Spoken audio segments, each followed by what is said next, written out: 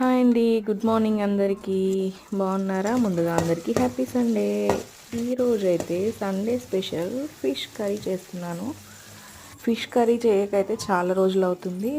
చాలా రోజులు అవుతుంది కదా, ఫిష్ తినాలనిపిస్తుంది మమ్మీ అనేసి మా పాప చెప్పింది. తన కోసం ఫిష్ కర్రీ చేస్తున్నాను. టేస్ట్ అయితే చాలా బాగుంటుంది, చూసేయండి.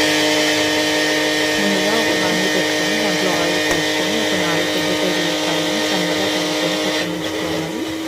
ఆయిల్ వేగిన తర్వాత ఉల్లిపాయలు, పచ్చిమిర్చి, ఒక రెమ్మ కరివేపాకు వేసి బాగా ఫ్రై అవ్వనివ్వాలి. అవి బాగా ఫ్రై అయిన తర్వాత దాంట్లోకి 1 స్పూన్ జీలకర్ర, 1 స్పూన్ మెంతులు వేయించకుండా పచ్చివే పౌడర్ చేసుకోవాలి.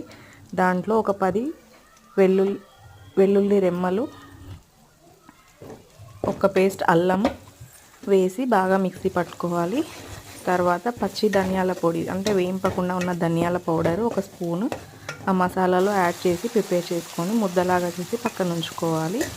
ఉల్లిపాయలు అనేది బాగా ఫ్రై అయిన తర్వాత ఒక 2 టమాటాలని ప్యూరీ చేసుకొని దాంట్లోకి యాడ్ చేసేసుకొని ఫ్రై చేసుకోవాలి.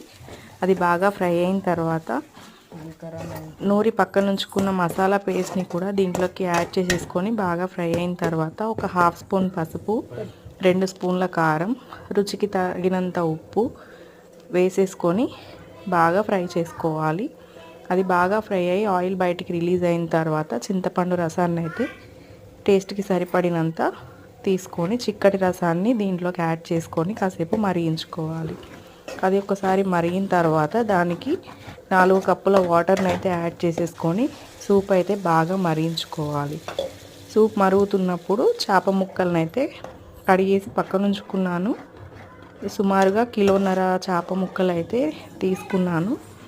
దాంట్లోకి ఒక్కొక్క పీస్ని సపరేట్గా కొంచెం డిస్టెన్స్లో దూరంగా వేసుకొని మరుగుతున్న సూప్లో వేసి అడ్జస్ట్ చేసుకొని కాసేపు సన్నని మంట మీద ఒక 1/2 గంట పాటు ఉడికించుకోవాలి. ముక్కలు ఉడుకుతున్నప్పుడు గుప్పెడు కొత్తిమీర, గుప్పెడు మెంతాకు సన్నగా తరుగుకొని మరుగుతున్న పులుసులో వేసేసుకోవాలి. చేపల పులుసు ఎంత సన్నని మంట మీద ఎంత ఎక్కువసేపు మరిగితే అంత టేస్ట్ అయితే వస్తుంది. ఇల్లంతా గమగమ వాసన అయితే చాలా బాగుందండి. ఒకసారి మీరు కూడా ఈ ప్రొసీజర్లో ట్రై చేయండి. టేస్ట్ అయితే చాలా బాగుంది. Thank you for watching.